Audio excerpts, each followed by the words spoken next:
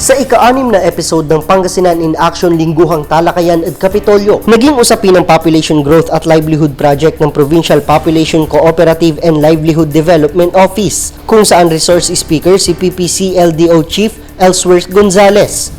Ayon kay Ginoong Gonzales, ngayong taong 2019, nasa 22 milyon na ang naipahiram sa mga kooperatiba bilang livelihood assistance. Yung sa kooperatiba, patuloy po naman na tinutulungan natin sila sa pamamagitan ng ating Provincial Livelihood Assistance Program, kung saan ito ay isang paraan upang magkaroon ng augmentation ng kanilang mga puhunan sa kanilang mga negosyo at mga business enterprises. Yung taon pa lang na ito, 2019, meron na po tayong napahiram na almost 22 million.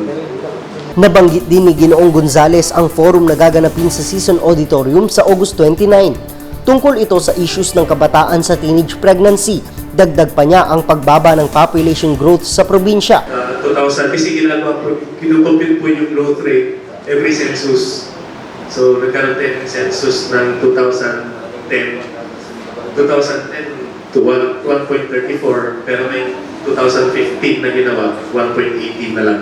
So medyo, sinasabi natin, successful din ang program, population management program ng probinsya dahil napababa pa natin yung ating population growth rate. Inimbitahan din si Major Verhel Lalangan ng Philippine Military Academy para mang-engganyo ng mga aplikante sa Pangasinan ngayong nalalapit na entrance examination sa August 25. Ikinwento rin ni Major Verhel Lalangan ang mga benepisyo ng pagiging isang kadete ng AFP.